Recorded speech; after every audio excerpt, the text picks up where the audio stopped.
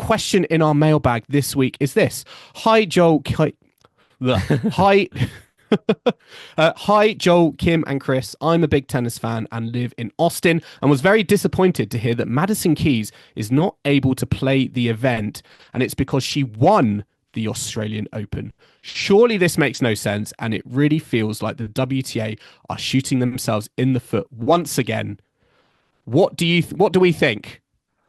Oof, well, I feel like maybe this was sent in anonymously because of quite punchy ending there. The WTA shoot themselves in the foot again, but I mean, I feel like they're shooting themselves in both feet. Yeah, I mean, they are, especially for this tournament. What I think people need to know is that it's not because she won, it's because of where her ranking is now. So for these tournaments, there are very specific rules. And so, for example, when it comes to a 250, it has to be weeks where there's only a 250, one top 10 player may play.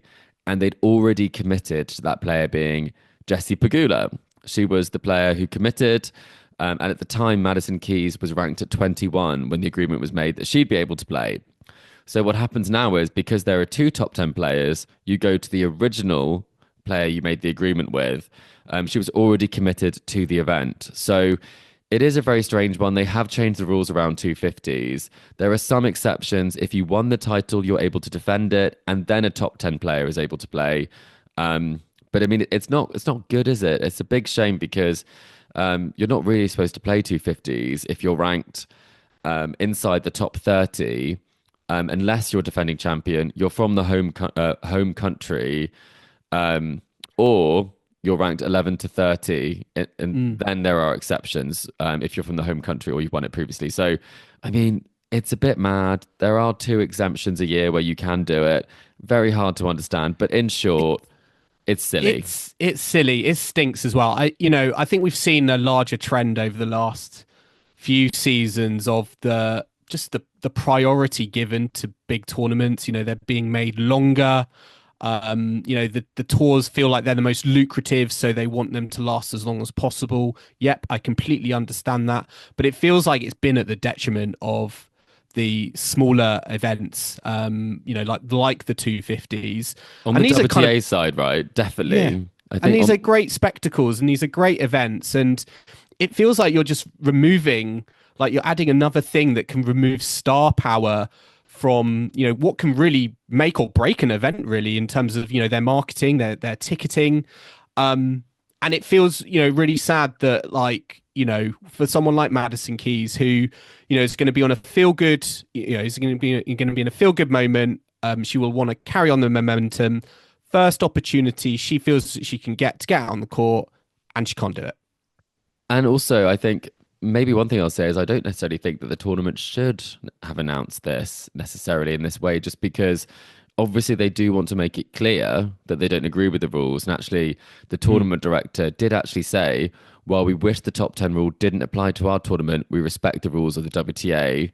I mean, when you say something like that, it does make it quite clear. You're like, the WTA is like, this is getting put on the red list. Well, it might do, because I think also if you're Jessica Pegula, you also don't want people to be disappointed that you're the top 10 player who's there. That's so true. It's all a bit messy. And I think what I quite like about the ATP is I think the 250s, they may alter the rankings a little bit. And I understand that where the money is made is the bigger tournaments for the WTA, and that 250s quite often don't make money, especially for the WTA tour. But then at the same time, I mean, I was in Boston last year with Nadal, Casper Ruud, Andrei Rublev was there as well. There's lots of players who are able to play those tournaments on the ATP, and the rules only really kick in for challengers. So, I mean, if they want to play, let them play. Yeah, and I think you shouldn't have to necessarily. The home country rule obviously means that when it comes to the Americans, there's a lot of Americans. There's 4 Americans in the top 10. I mean, if there's a tournament in Poland, probably Iga Swiatek's going to get the 250, especially if it's her dad's tournament. It's a bit of a strange one.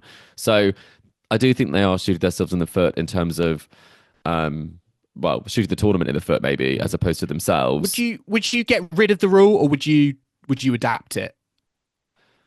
I think 2 top 10 players, I wouldn't have too much of a problem if that was the case, or 2 top 20 players. I think otherwise these 250 events, will Like, who have actually, they got to? well, Yeah, exactly, they'll warp the rankings a bit, and maybe they are trying to see if they can actually function without star power, which would be a big shame. So I wouldn't like to see them go. I think they're such a big, important part of the tour, and on the men's tour, it's probably my favorite tournaments to go to. So very sorry to our mailbag, uh, someone who submitted it, the fact that this is the case, but I don't think it's going to change. But I do think that tournaments making it clear that this was why and they're not happy with it will also actually maybe make more of an issue of this, because at the moment it's a bit under the radar.